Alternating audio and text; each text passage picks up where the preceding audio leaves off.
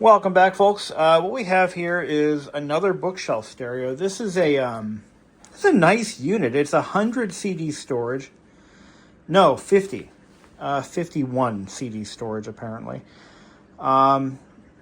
It was owned by Amelia's great aunt, and she's downsizing, and she essentially gave this to me. And this was a nice unit in its day. This was a fairly expensive machine.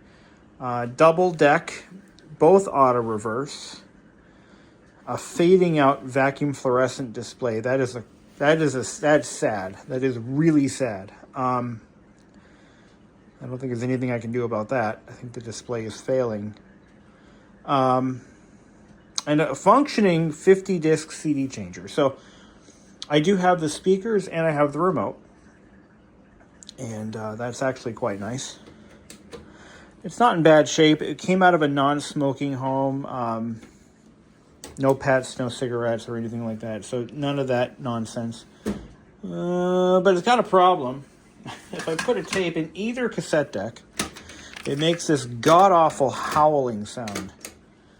I'll demonstrate it for you. Ah! Yeah, hear that? So that could be fatal. It does it on both decks. So I think what happened here is something in there froze up, and it is, it could be fatal. So, and you know how I am. If I can't get the cassette deck working, it's going to the thrift store. That's where it's headed. Now, usually the disappointment starts when you start looking inside of these units, and then you realize just how tightly integrated everything is. So the display itself could be something that is beyond hope. If I knew, maybe there's a way there could be a potentiometer that we could potentially mess with and bring it up. But I don't know if that's true or not. What kind of caps did they use in these? This is a Sony, the peak of quality. Let's see what we got. SMG. SMG, is that Samsung? SMG appears to be Chemicon. Okay, so these are the cassette deck pots. All right, so the problem is, at least for this, wow, these belts are completely rotted away. It shares them. Oh, yeah, look at that. So it looks like the belts have completely raveled around the motor shaft. Let's power it up and see what it does. See if we can get a better look at that. All right. Yeah, what you're hearing there is the belt just smacking everything. So that is fixable. We just need to determine what size belt we need and clean it up. So that is actually fixable. June 1999 is the date on this flywheel here. Looks like we have one flat belt that hasn't... Oh, it's broken now. All right, I'm not going to mess with those. I might need to get some good measurements. So that's fixable. What about the fluorescent display? Is there anything we can do for that poor fluorescent display? I don't know. Sometimes it's an issue with power due to aged out components, but also it could also be the actual display itself has begun to fail. Look at that amplifier. Holy shit. Oh, look at that. That's the amplifier right there. And it looks like there's a lot of amplifiers in that one block. And it's actually actively cooled. There is a cooling fan in the back with a heat sink. So, there's, I'd say this is flimsy. This is probably, one of your higher end consumer units. It's not something you would typically find at, say, Walmart, but you might find this at a Sears or a Best Buy.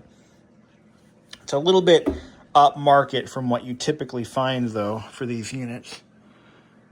As far as that poor vacuum fluorescent display, I don't know. I'm looking at the back of the board here. I don't see... Yeah, all right. I don't dare find a service manual.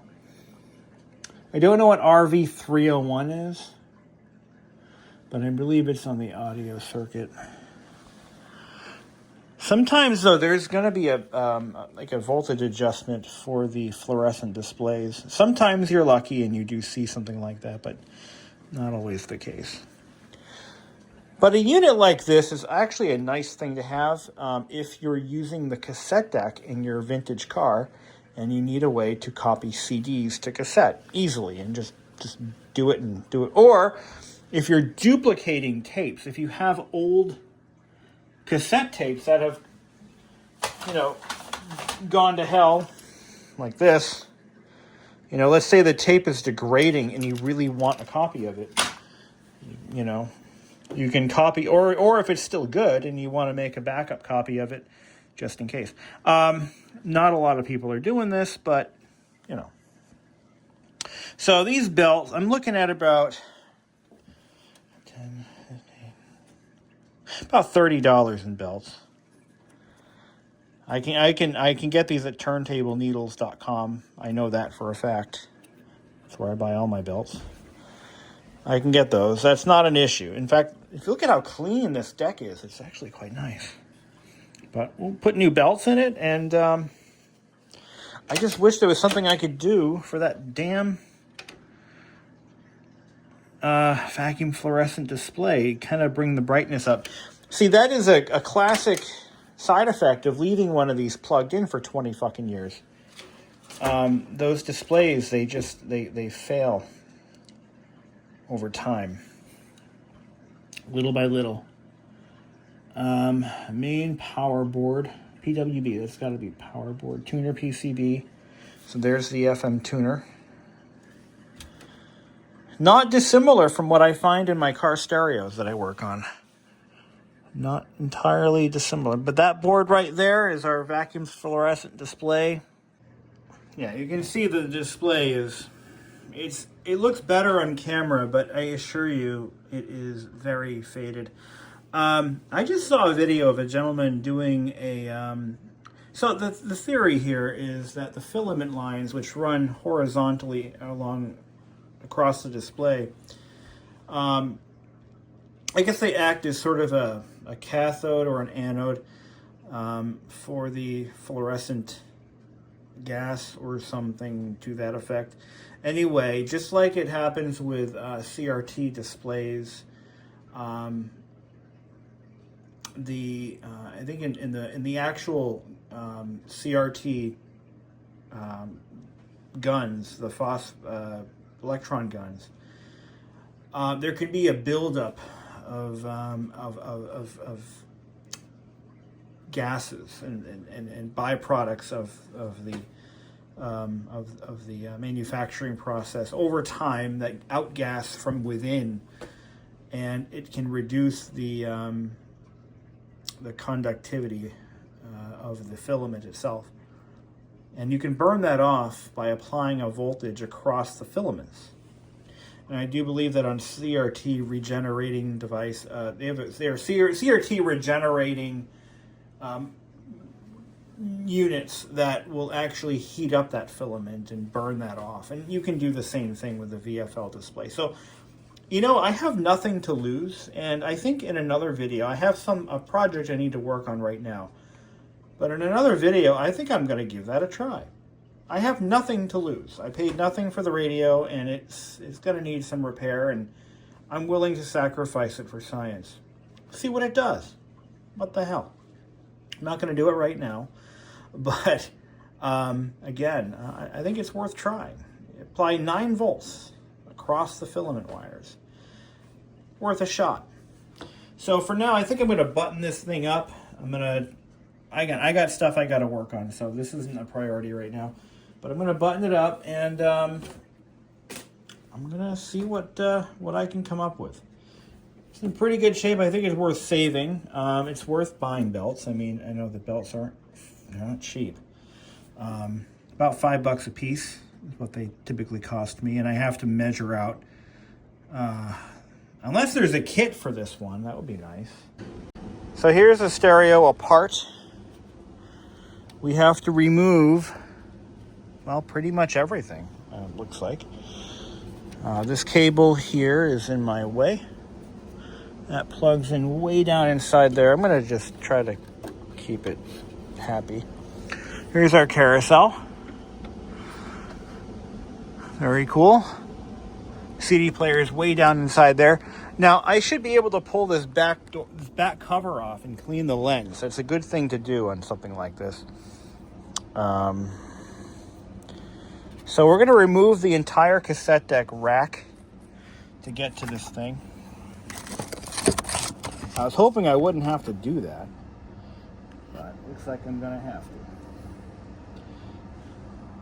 So I look at it this way. I mean, while these units aren't really worth a lot of money, if anything, they are kind of cool to have. I mean, you can, if you're into collecting CDs or cassettes and you don't want to set up a component system in your house, these are a great option. Some of them do sound pretty good. Now this one, I mean, based on the size of that amplifier, we're not looking at something that you would find at Walmart in the discount bin. I mean, this is was a very expensive unit for what it is.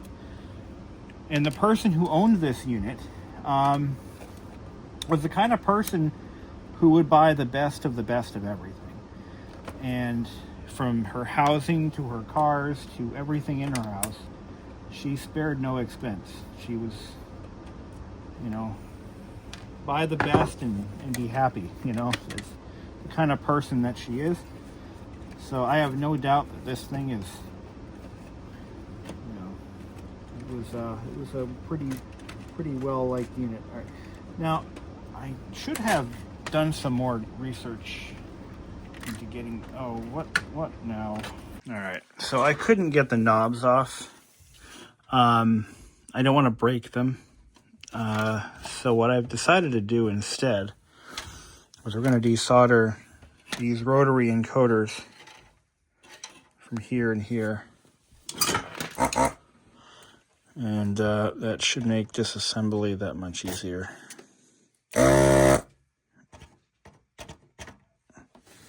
Now, I understand not everybody has a desoldering unit or gun.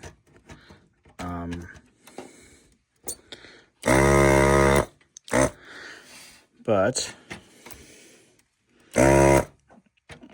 if you're so inclined, and you have one,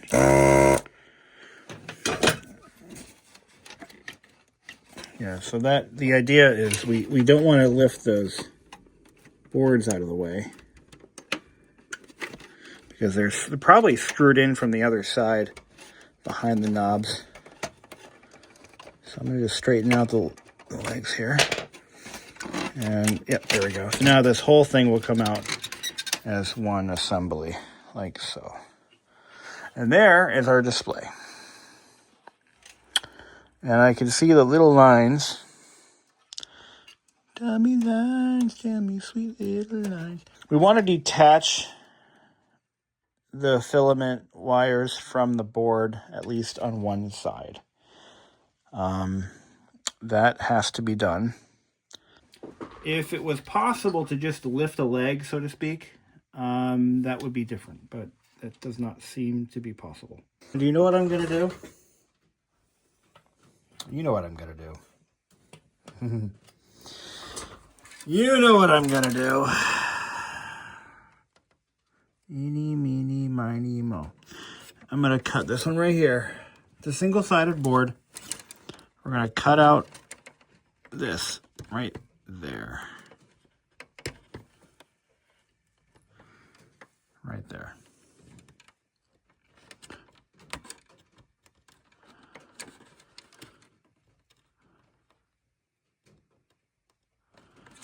Okay. Cut that out. We're going to do this the express way. Yeah, I got her all out there. Yeah, baby. I wouldn't do this to a customer's project, but I'll do it to mine. Then we're going to take some wire. What do I have? Do I have any zip cord? Anything I can use to sacrifice? And we're going to just tag some wire to it. I got some wire that I'm not using for anything. Let's use that. And just cut a couple of pieces of wire here. I think it made an improvement, actually. I think it made an improvement, but only a very slight. Like, it does seem a little bit better, but not, like, it could be the lighting, it could be just plain the power of suggestion, but I think it made a difference. I think it made a difference.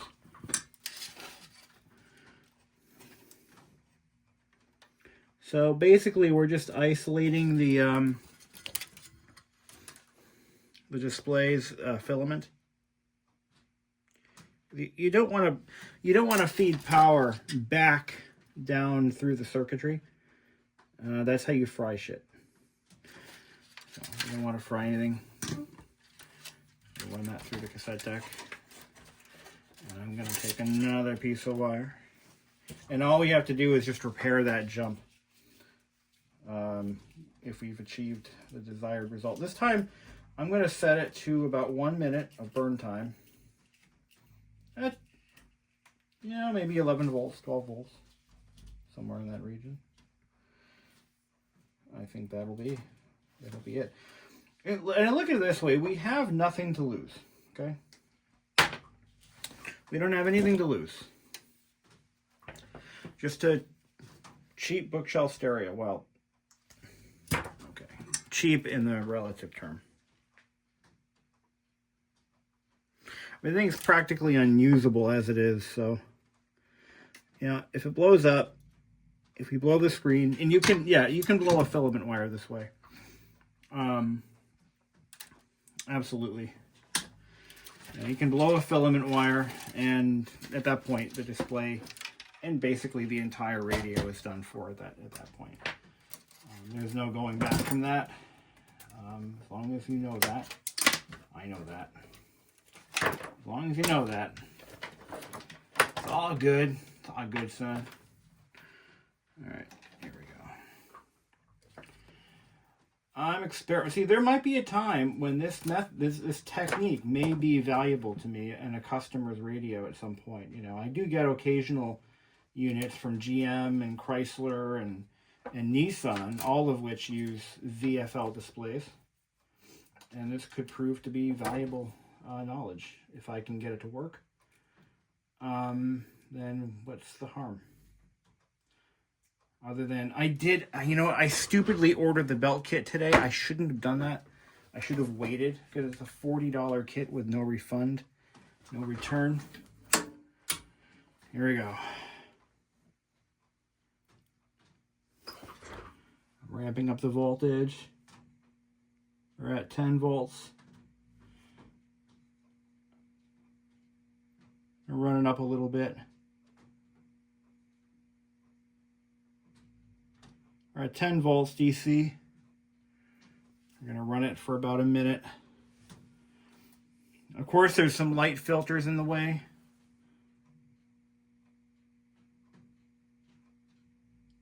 Bring it up a little bit more. You don't want to burn it.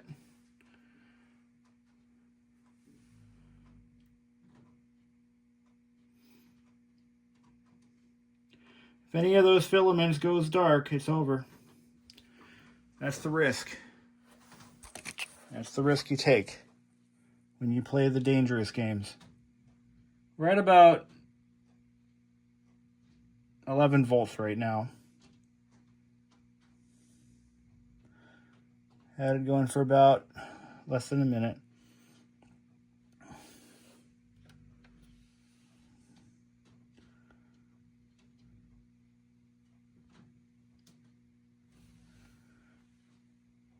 It's 1 minute.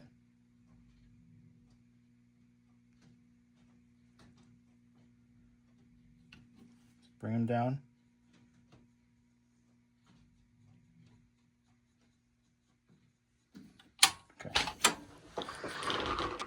Okay, so everything's all the important stuff is hooked up. Is there a difference? Let's find out.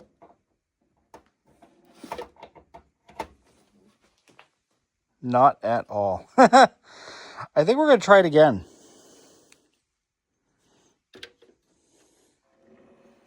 Not even the slightest. No.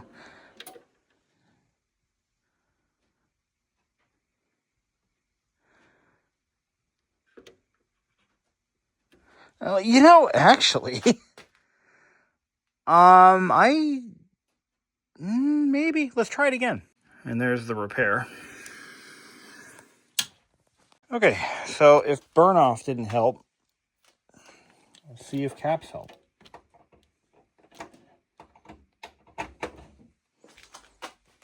Nope. No, that didn't help at all. I guess this is just something we have to live with. I mean, it sucks, but I mean, it works. It'll do the job. You know, while I love the appearance of a vacuum fluorescent display, I think they're beautiful. You know, they're almost never a good idea. I mean, they just don't have the longevity. I mean, it's not bad. It's just, I'd say it's probably a little brighter than when I first plugged it in. There's also more caps right near where it plugs in. And, you know, it's possible that we could have... Now, where I'm getting at is if the, I think it's the bias voltage, or there's just not enough current. I'm not an engineer, so don't, you can lay off the comments, okay? You know what I'm saying? Like, there's not the correct voltage going to the display. I just worked on a customer's radio just the other day, and it was a very, very rare radio. And there are no parts units. There is nothing out there. It's actually happened to me twice, by the way, where there's just no parts units available. And what's out there is what's out there. And, you know, 1 or 2 units, maybe, tops. This poor radio, I thought I had it figured out. And then all of a sudden, I couldn't get anything from the display. And it was a very large vacuum fluorescent display. I couldn't get a damn thing out of it. And it was just gut-wrenching because this poor customer, you know, he was so excited to finally find someone who was willing to work on it. I fixed everything else that was wrong with it, but the display, couldn't fix it. So, I had another one where all segments were lit up all the time. You know, and, yeah, you know, I don't know. It's a hell of a thing. It's a hell of a thing. I don't know what to do with it. It works. It'll do the job. This is kind of neat, though.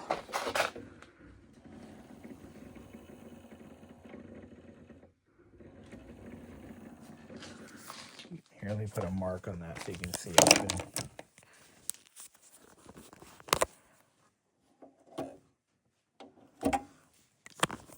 So this is this selector rotates the carousel, which you can probably see through here or through here.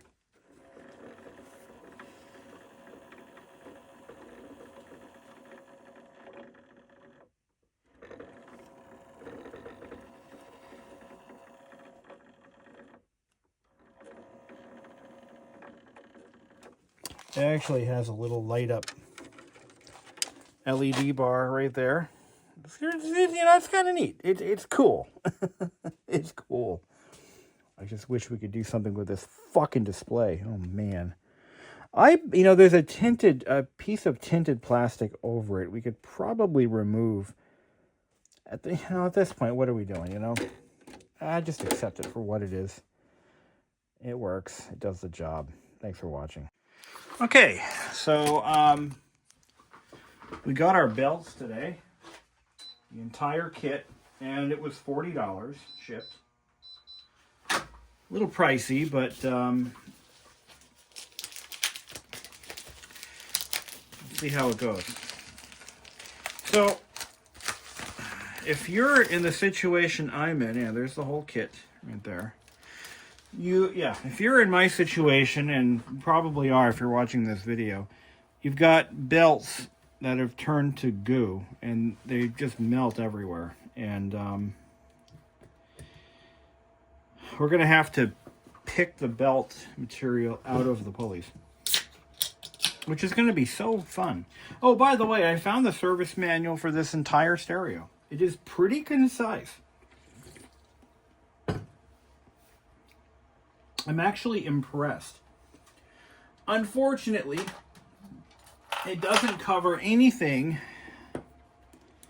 on the fluorescent display. Like, there's no, test points, voltage, look at that. Ugh. There's nothing of any value for the purposes of what I'm trying to achieve, which is rather unfortunate.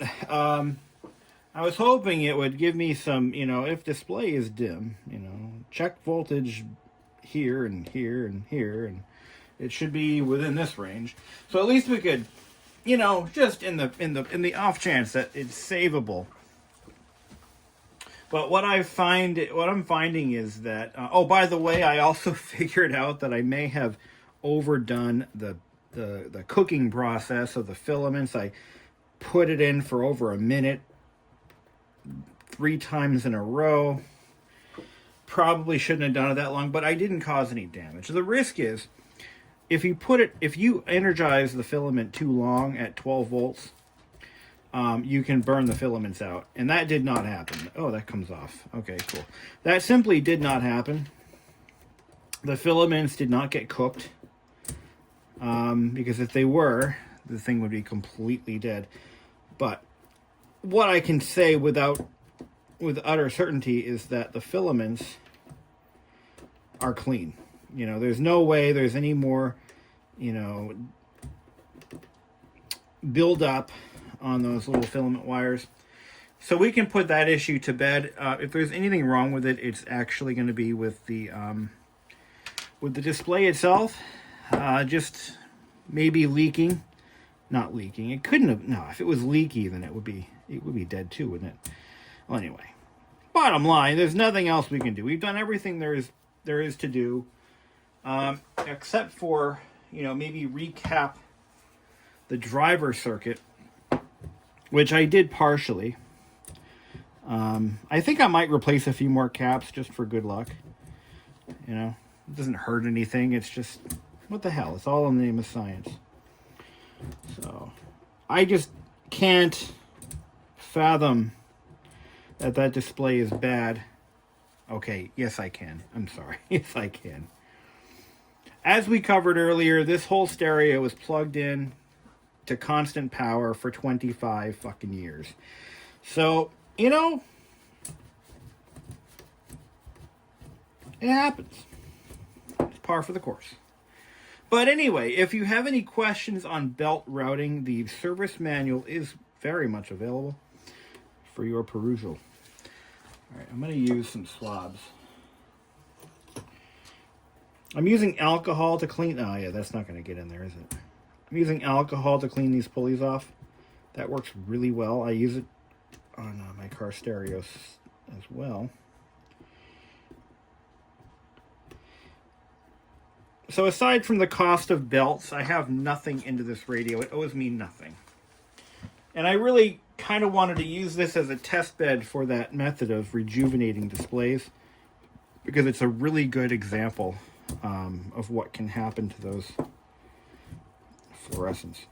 We have good rotary encoders, so I don't have to worry about those. They are, I didn't confirm this, but I do believe they are very much available. Even if Sony doesn't sell them, I could probably get one very similar from Mauser. Potentially. We're going to clean this up. Oh yeah, so what happened was the belt had completely wrapped around this motor this pulley stack. Completely wrapped around it and created the mess you see here. Now there is also some belt debris. We're going to clean the surface of these pulleys, which have flywheels built in, which is a nice little touch. Yeah, see, look at how dirty those are. That's all rubber from the belts degrading, and it will happen again. Without question, it'll happen again. All right. Clean this off. A little mount / belt guard. We'll clean this one. You want to get all of that black goo off of them. Same with these.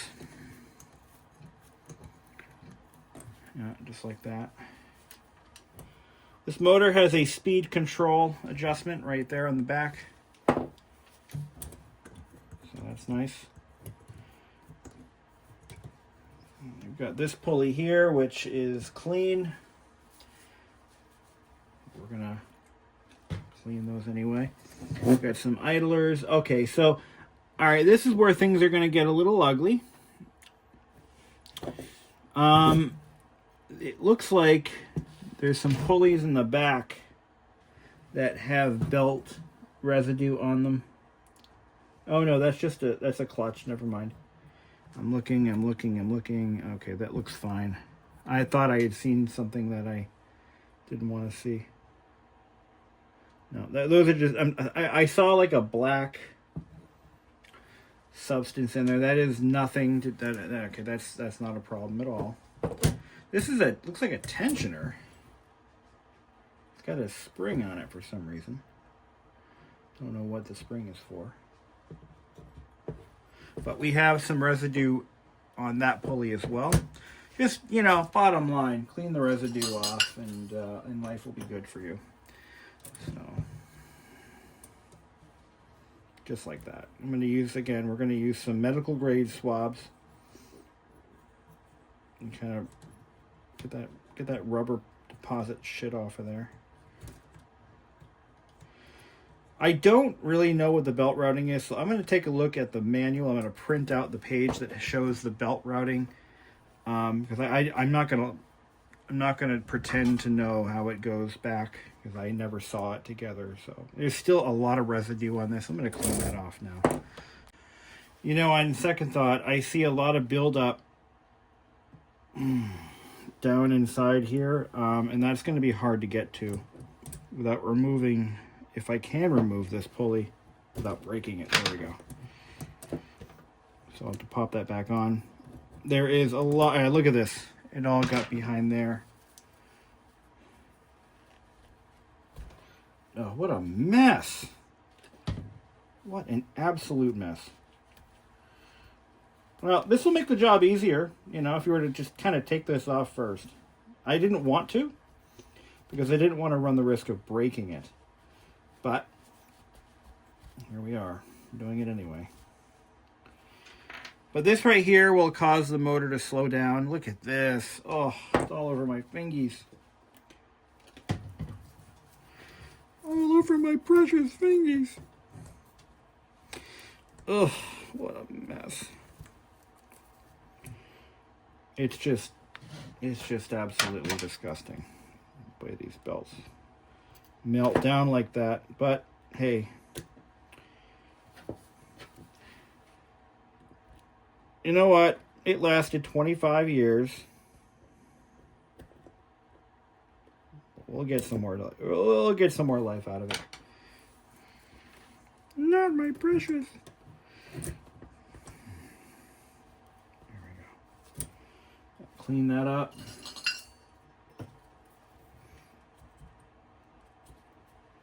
Alcohol does a nice job. It doesn't leave an oily film. WD-40 will also dissolve this stuff. I use that on my hands. And what I'm going to do, since we're here, I'm going to just put a drop of some oil on there too. And also going to do a better job cleaning this this little pulley thing. It's 2 or 3 pulleys in one. Pretty cool. That's how they're able to drive 2 motors or 2 decks off of 1 motor. Genius. Genius, genius, genius. Okay, you see, there's just so much rubber, and it spreads too. It's like it just spreads like an oil spill is what it does. Well, it is oil based, that's for sure. The rubber that they use, a lot of oil in that rubber, and it just breaks down, turns back into oil. Funny that. Funny how that goes. Okay, that's going to be enough, right? That's other than what's on my fingertips. That's going to do the job. I bet I washed my hands now. That see, I still see little bits of rubber down inside this groove here. I'm going to try to get it out.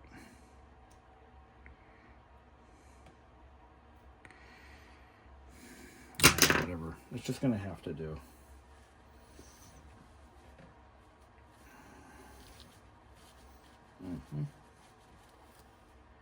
Okay. Put it back on. Oh yeah, we're gonna put a drop of some oil there on that bearing.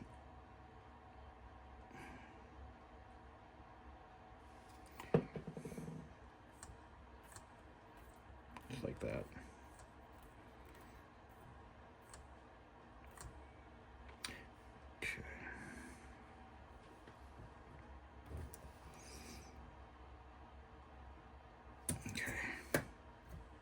Should do it. All right, so we have the straight from the horse's mouth. I got the belt location diagram, and I'm looking at it upside down. It doesn't make any fucking sense. All right,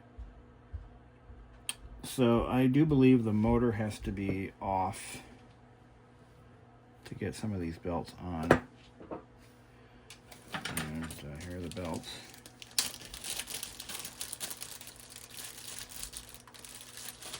Alright, so I've got 2 flat belts that appear to be the same size, 2 smaller belts, 2 slightly bigger belts, and a really big belt.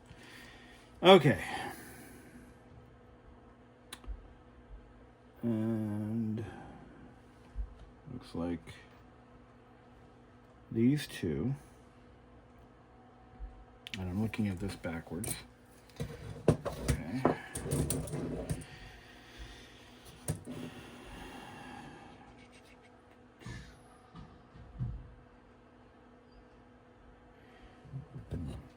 Yep, so there's a pulley down in, oh no, that's not right. It's going to be these right here. They go around this pulley here. Okay. That's what they do. And then they're going to go around there and around this guy. Seem a little tight, but that might be just fine. And I assume the same over here is the same. Yeah, it looks like it. Yeah, I just need to get it around.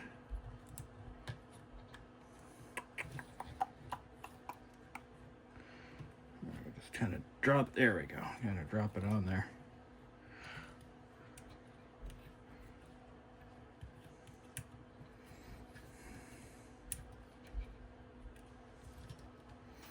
And it goes around there like so.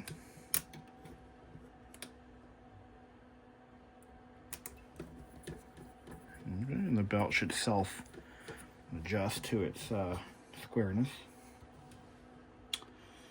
And then you've got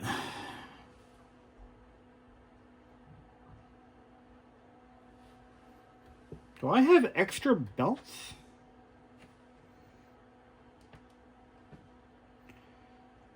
have extra belts.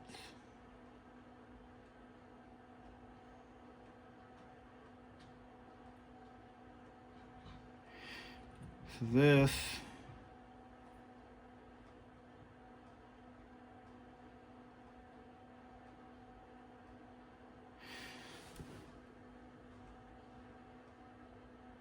oh.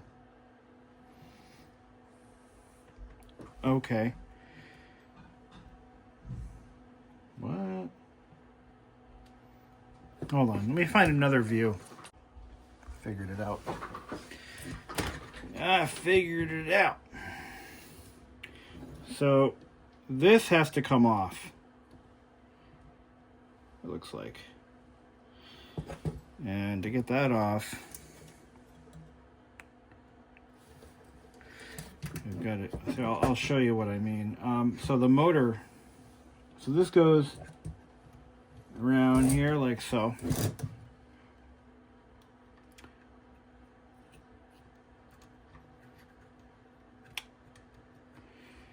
And it goes around that, and it attaches to the motor shaft. So, and then that longer belt goes from here to the motor. Yeah, there we go. That makes sense. I'm gonna clean that one more time. It still looks kind of shitty. We don't want any of that residue exposing the belt. There we go. And this little guy, this cute little guy, it goes right there. That makes sense. Okay. Let me see if I can get this right.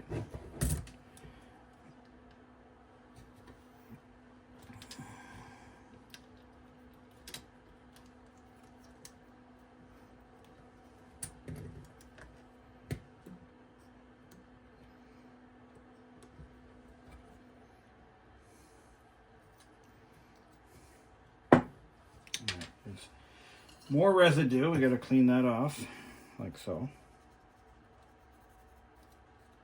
There we go. Okay. Sometimes there's a peg that you can attach the belt to and then snap it off the peg where it hits the pulley. I don't see anything like that here. This is going to be tricky, actually. Reassembly is going to be a little tricky, it looks like. Oh, you know, it might be easier, now that I think about it, if I put it on the motor first. But I'm going to have to get this big belt on there ahead of time. And then this comes off. So take that off, put this belt in place, right? Okay, we're going to do that, and then we're going to put this on. Roughly where it came from, where it came off, and that's going to go across the way a little bit, okay, and get that snapped into place. Then we're going to get this belt, get that prepped like so. All right. So get your belts in a row, get them where they belong, and then. There you go. Then, and only then, can we start to get this thing together. There we are. Look at that. Ah, there we go. That was so easy. Now we have to screw the motor 6 ways till Sunday. I think one of the screws is still there. Yeah, there it is. I'm going to just tighten that down. There we go. Motor's mounted. We've got this belt already installed where it needs to go. I'm going to roll this a bit. That belt should self-center because the pulley is kind of convex. I can tell by the way it's rotating that it looks like that shaft might be a little off. I'm thinking, because it's not wanting to center. Let me show you what I mean. So that belt should be in the center of that pulley. Do you see what I'm talking about? But it's riding on the edge a little bit, which tells me that that pulley might need to be pushed up a little more. The alignment is off is what I'm getting at. Okay. And I think I brought one of the motor mount screws. I'll put that back in, get that final. Like that. It's only held in by 2 screws. That's all it needs. Make sure those are tight. This is the wrong screwdriver. There you go. All right, awesome. Okay, so I'm going to go ahead. I'm going to kind of nudge that pulley towards the motor body a little bit. No, it's not going anywhere. Oh, that actually did help. Yeah, now it's riding dirty. Okay. Now, for this other belt, it would be easier if I just removed this guy here from the back. Here's a screw holding it in. And it looks like it would be easier to just pull this out of the way. Is that 1 or 2 screws? Looks like 2. Yeah, there's the second one. Yeah, it's not the hardest, not the most difficult unit to rebuild, but it's certainly got its challenges. I'm going to put this belt on there like so.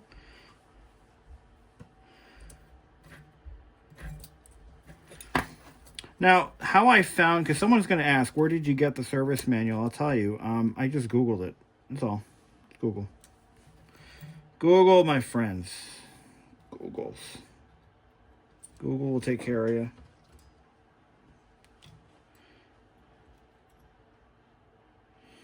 Okay, so it looks like it's going to go around, yeah, like that. We're going to put the belt under that peg. Like, oh, come on, you stupid phone. Yeah, there we go. Just like so. I think that's how it goes. We'll find out in a second if I'm right. All right. Now, I don't know what that spring is here for. Whether it's for, I mean, it doesn't move. Yeah. It seems kind of redundant to me, but, you know. Okay. Let's loosely tighten that up. I'm going to route the belt the way I think it goes.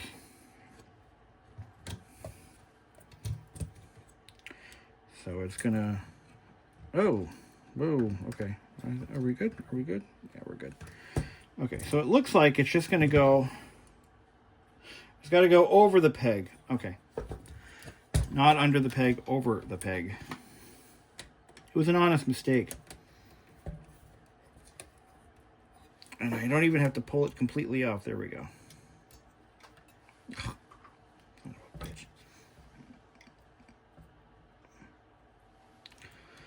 Now, okay. Here's the alignment dowel.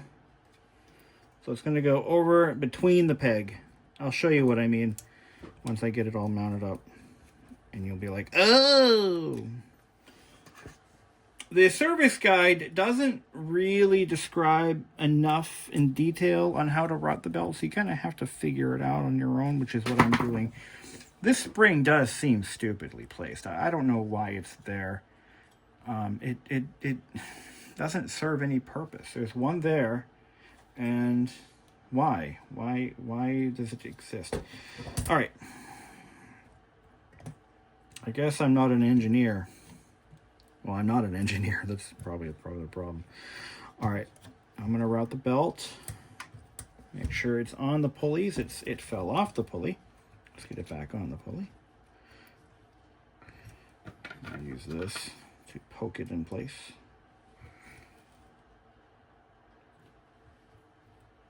There we go. All right. I can't wait to see what kind of comments I get on this fucking video. God, YouTube is such a shithole these days. Revenue is down, I think, across the board. I made so little this month. It is laughable. I'm usually good for a couple $100 a month, actually, believe it or not. As shitty as this channel is, I usually do pretty well.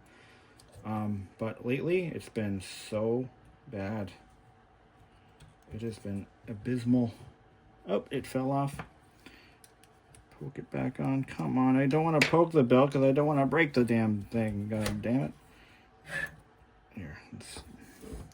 This is kind of a bitch. I mean, really. I should clean that off. The belt is now stuck. This is really unusually difficult. And again. And what's interesting right now is, ooh. Oh, yeah. Oh, that's not good. There we go. Come on. There we go. All right. There. So it looks like this. So this is the main drive pulley, right? For this deck. And it slips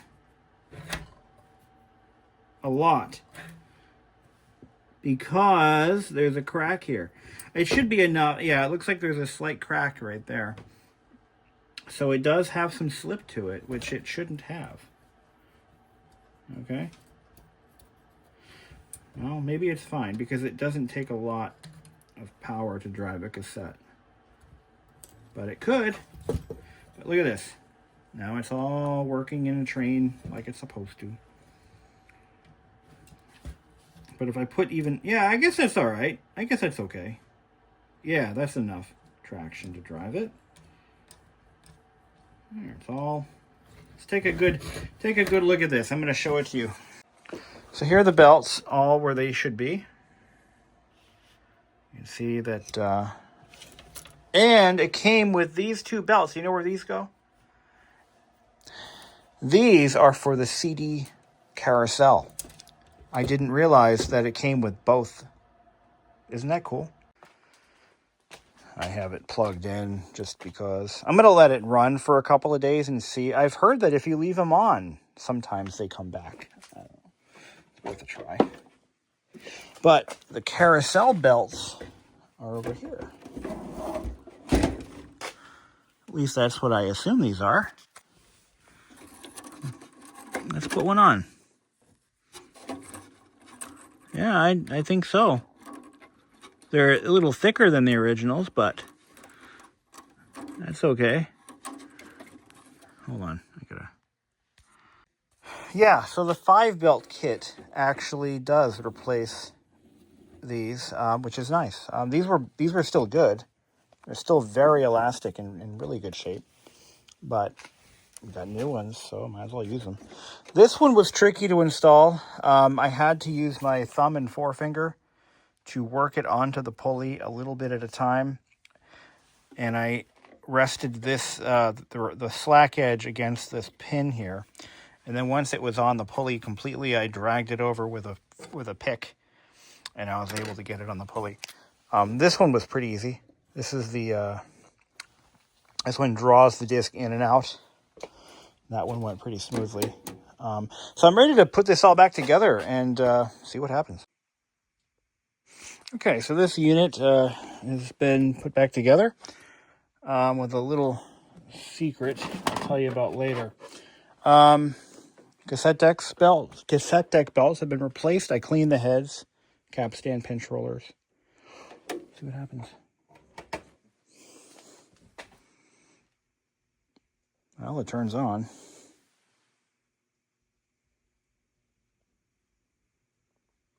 Okay. Ooh. It's doing its power on test. Tuner. Volume go up, volume go down. There's no speakers hooked up to it. I haven't actually hooked speakers up to it yet. I just assume it works. But it's actually receiving broadcast, so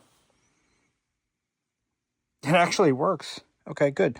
So I actually recapped the entire main board. I really did. I recapped the entire main board.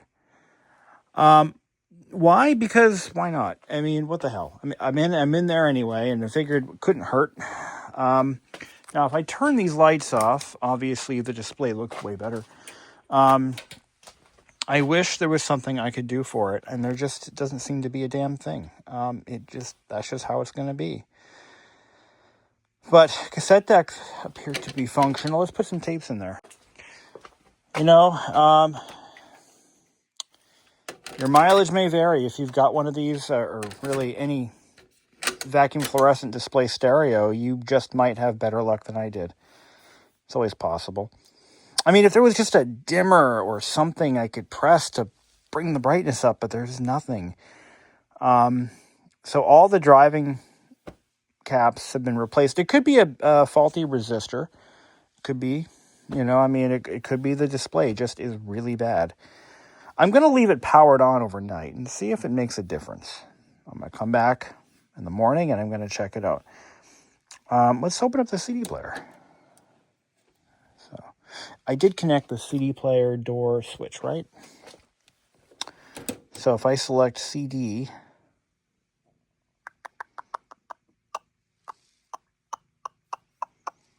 function, direction, tape B, all discs.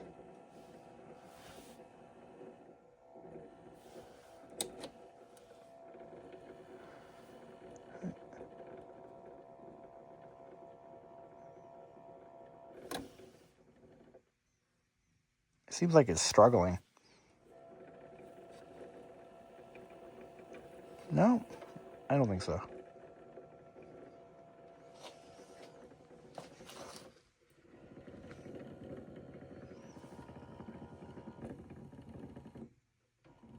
No. No.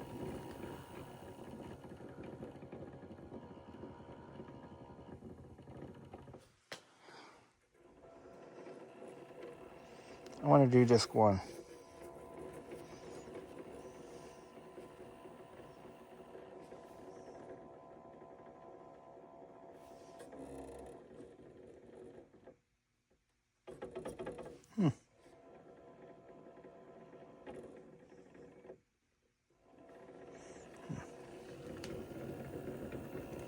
Let's put a disc in. Label facing right. So let's do disc 1.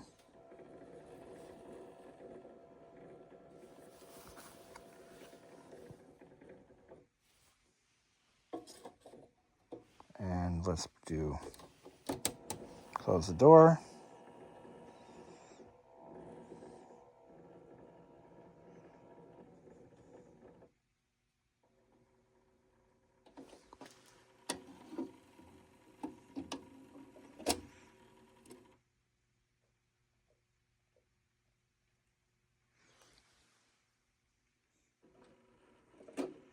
Oh.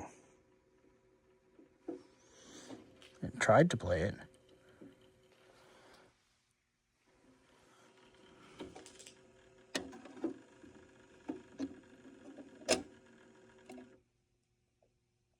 Hear it? There it goes. Oh, okay.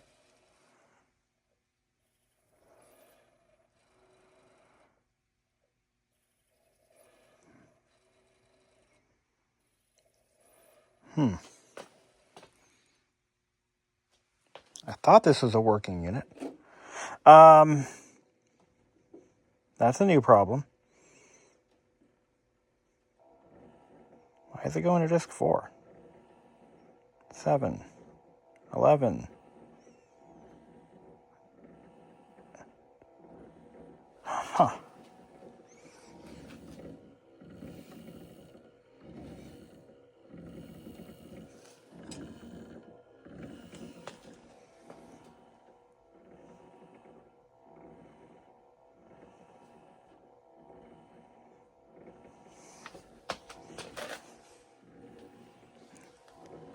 Did I forget to plug something in?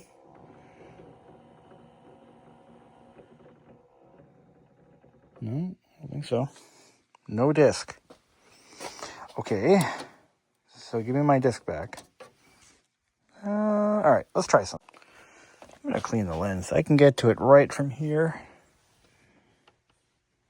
I see it right there.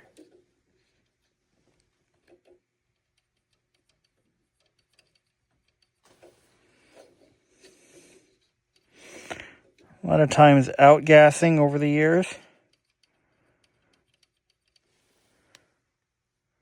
can create a film over the lens.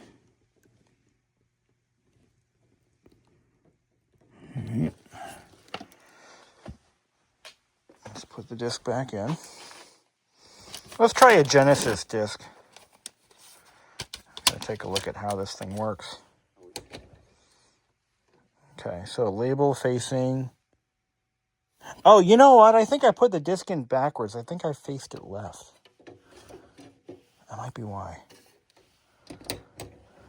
That might be what I think I should roll back the footage. We'll see how this works.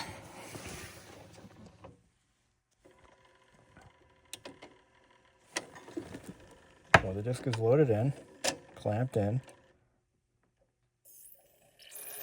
Oh, yeah, there we go. No? No. Wait.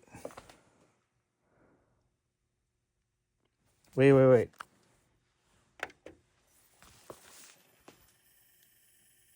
Oh, there we go. There we go. Okay. I think I put the disc in backwards. It's playing. Okay, let's eject that.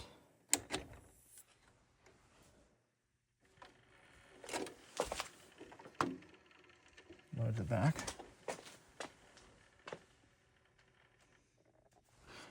And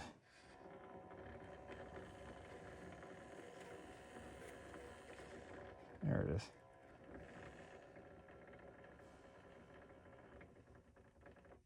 I wonder if I need to clean the selector position switch.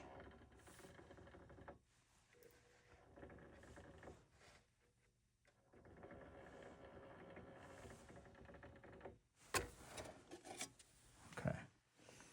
Yeah, I think I might need to clean the selector position switch. That's probably what has to happen. So label face right, not left. I think I put it in left.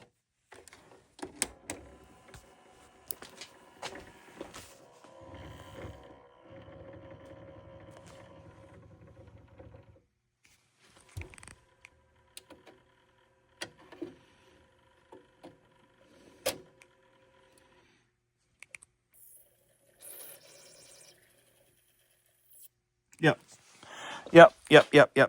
That's all it was. Yeah, it's playing. Now, does the cassette deck work? Let's find out. Let's stop the disc. Can I put it back? No, I can't. I have to open the...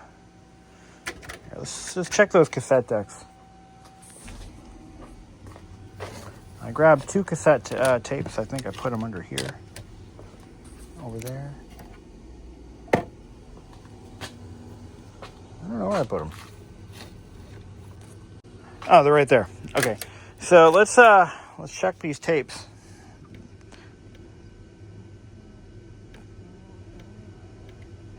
Okay, that's just CD function. I have to press tape A. There we go. And look at that. Oh, that's tape A. How about tape B?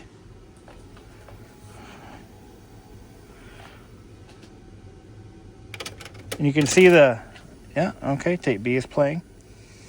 So I'm going to have to hook this thing up to a set of speakers and just to confirm functionality, but everything seems to be right as rain. I love these servos. This is so cheaply made. You know, it is cheaply made. You know what? Let's be honest. It is what it is. And if I touch that, I'll zap myself. But it's very cheaply made. Absolutely, 100%. No, absolutely no disagreement from my end. But it's a nice little unit. I mean, it does everything you could ever want it to do, except light up brightly. if I ever find another one of these with a bright display, I've already rebuilt this whole fucking thing. So I'm going to just, if I find one at like a thrift store or something, I'm going to just snag it. Maybe I'll keep an eye out for another unit because I like this stereo. It's got nice speakers, a nice remote. It's got everything I want in it. You know, what more could I possibly need in a stereo? Now, if I press this, okay, this doesn't do that. The Sharp that I had when I was a kid, if you press the tape door, it would stop the tape and eject it. How about fast forward rewind? Let's see. Is there a fast forward rewind? Or do you press it again? No. How do you fast forward? Oh, here it is. Ah, there we go. That's how you do it. Look, other side. Yeah, there we go. Let's try to get some of that servo action. So I'm going to press play.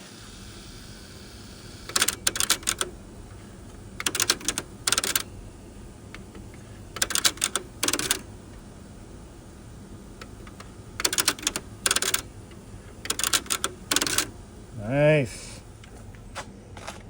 And rewind. Not bad. I love it. I'll keep it. How about pause? That's CD, play.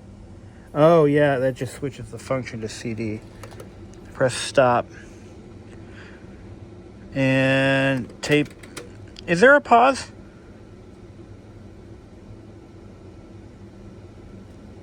No. No, there's no pause. There's no pause function. Maybe on the remote. I'll check the remote, but it doesn't seem to be. Oh!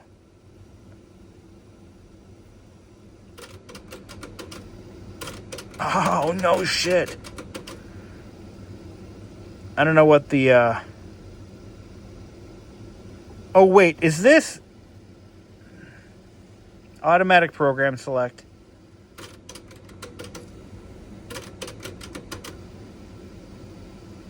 I think it is. Automatic program select. You can't see this, can you?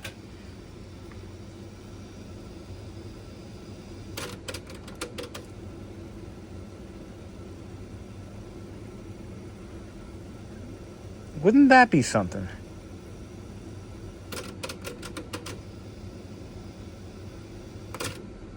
That's crazy.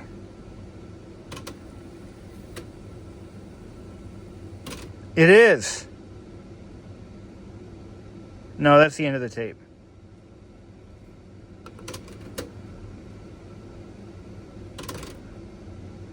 Shouldn't it be auto-reversing? Where's the auto-reverse?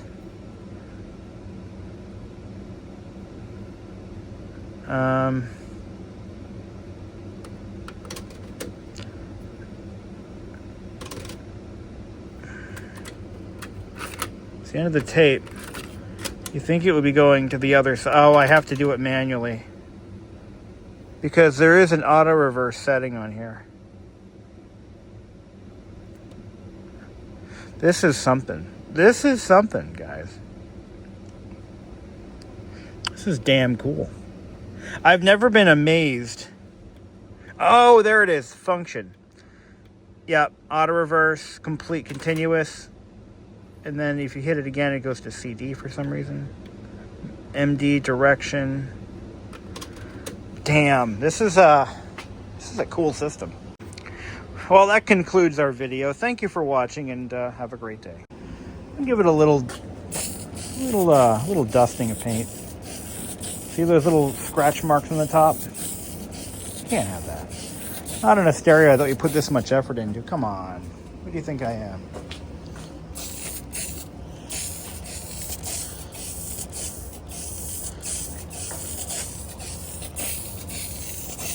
It's almost an exact match. Just a little more metal flake in this finish. Almost an exact match. Look at that. Looks brand new again. Yeah. So can you restore a 1990s era bookshelf stereo? Absolutely. Should you? Probably not. Little post-fix update. The belt that came with my kit for the carousel is too tight.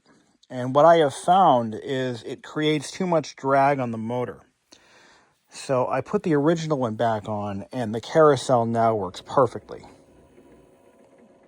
So no more hesitation and going back and forth. This is how it's supposed to work. Just like that. This belt created a lot of drag. It's a little bit too thick and a little bit too small. Or too, yeah, a little too small. I'm going to leave the CD belt. Maybe not. Let's do a comparison. I'm going to put this Spyro Gyra CD in there. And we're going to hit play. Disc 33. Disc 33. Oh, I have to close the door.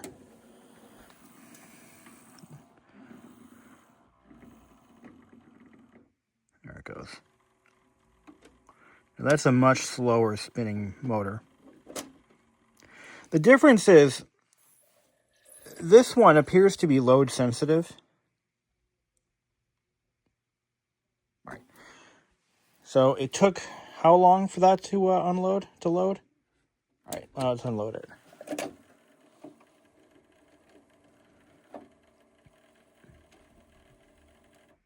Okay, now let's put the original belt back on. Now this is tighter than a rubber band. Very tight.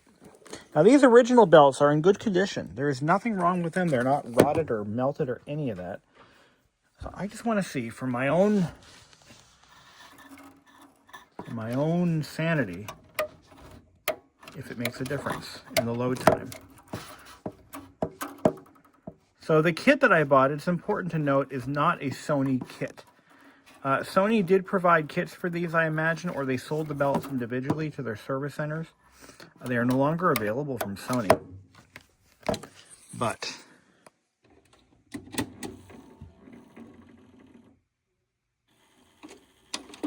it does load faster. Oh, yeah. Oh, absolutely. So we're going to leave those belts alone. Yeah? What do you say? So we did create a new problem with these new belts, but we corrected it by putting the old ones back on. Go figure. I'll hang on to these for some other project some point in the future. But now we know. So everything is pretty much as it should be. The display did not, I did run it for 24 hours, and it did not return to full brightness, unfortunately. But that's okay. These things happen. What am I going to do? I mean, it's bright enough to where I'm not too concerned.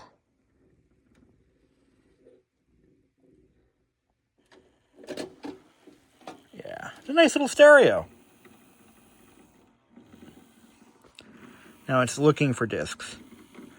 Let me load a couple of discs into it. Yeah, that's perfect. Now, I was a bit concerned that maybe I screwed up. Now, let me explain why. What I didn't tell you is I did recap the entire main board, but I didn't have capacitors. A lot of the capacitors I used... E.D. Brickle? Where the hell did that come from? A lot of the capacitors that I used were just what I had on the shelf. Now, in a couple of instances, I had to use some much bigger caps than I had a choice between something smaller or 4 times the correct size. So, of course, I went over. And I wasn't sure if maybe, just maybe, I caused a problem. And, you know, one of those capacitors that like for example, the 50 volt 1 microfarads, I used 50 volt 2.2s. Because that's what I have. I ran out of 50 volt 1s, so I used what I had on the shelf. I have an order of 50 volt 2.2s on the way, but they're not here today. So I had to use what I had on the shelf. One of the caps, I don't even stock. I don't use it for anything. And I just used something that was like, shit, I don't even remember which cap it was, but it was many times the factory spec. But I know which caps they are. I marked them. So I know which ones they are, and if I have to replace them, I can go back to the reference sheet and, you know. All right, let's see what it does. So now it's going to catalog what's in there.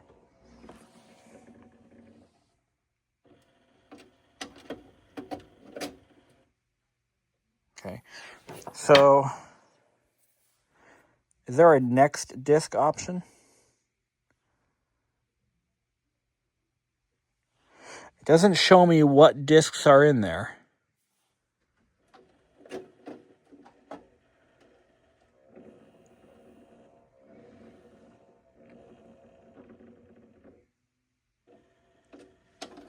Disk 41, there's one there.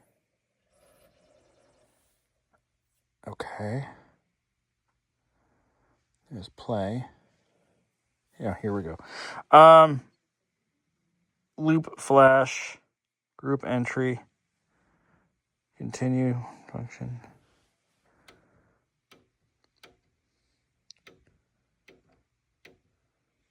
This is tape B. What about tape A? There's an MD for mini disc. I love that. Oh, there we go. Tape A, tape B, CD, play. Yeah, I think what it'll do is, because it doesn't necessarily acknowledge what slots have discs in them. At least that's what I can tell anyway. Delete, search, volume, enter. That's track, files. It plays MP3s. That could be cool. What's direction? All discs or one disc? All discs. Stereo, mono, shuffle, repeat, program. It's a pretty cool stereo. I mean, I'm just going to say it. It is a cool stereo. It does have a lot of neat features. I think this was the very end of, like, towards the bitter end of the bookshelf stereo era, which I grew up in. And this is my era, guys. This is it. I was born in 84. I was in high school when this machine was made, and you know, this is my. Oh, is that Minstrel in the gallery? And of course, I listened to 70s rock, Crest of a Knave. And then, yeah, so we go. Why do I have an Edie Brickell CD? Seriously, I don't know where that came from. I just grabbed them randomly off my shelf. I don't know where this came from. I am not an Edie Brickell fan, I assure you. I like Paul Simon, though. But the fact that he beats up his wife, kind of, if you don't get the reference, I'll forgive you. What's this? PRHC. Is that Red Hot Chili? Yes, Red Hot Chili Peppers. Edie Brickell is married to Paul Simon, and he was arrested for beating the crap out of her. Could you imagine little Paul Simon? I mean, Paul Simon. Oh, man. Little guy. Parsley, sage, rosemary, and shut the fuck up. Spyro Gyra. Where'd you go? Oh, there you are. Best CD ever. Parsley, sage, rosemary, and shut the fuck up. Are you going to Scarborough Fair? Rush. So yeah, I think other than, I'm pretty happy with the results here. I just wish we could fix this damn fluorescent display. I'm going to have to be on a permanent lookout for one of these that didn't spend 20 years plugged into a wall socket. I mean, that's my only hope. Unfortunately, fluorescent displays are custom made for the particular model in which they're used in. Not every a lot of manufacturers won't even use them on more than one model. So it just makes it that much more difficult to correct or repair or replace those displays. I mean, it looks all right. It's not bad. It's just, it could be better. All right. So Edie Brickle and the New Bohemians. Fun fact, Windows 95 version B install CD.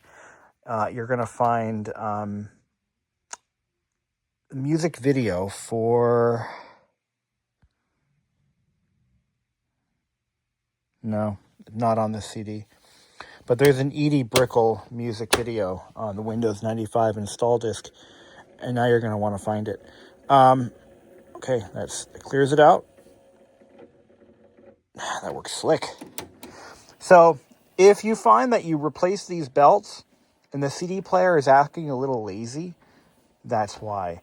The replacement belt isn't the exact size. It's just a little bit off, and now it's doing a search. But I thought maybe one of the caps I replaced could have been used for the photoelectric sensor that determines the position of the wheel. There's as I understand it, there's likely a slotted wheel somewhere in there for position accuracy. Yeah, you can see there's little slots. One of them probably is like a master slot, and then it determines which one that, like slot 1, and then it just counts. And if there's a lot of drag, let's simulate that for a second. So I'm going to put a little bit of drag on this with my finger, right? And we're going to rotate it.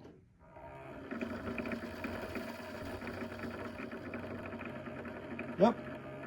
Oh, yeah.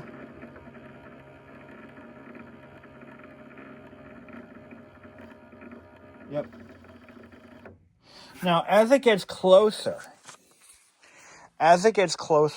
to the slot that it's looking for, the motor's frequency changes and it overcomes. You can feel it. It's like the driver frequency changes, and you can feel like here, like it.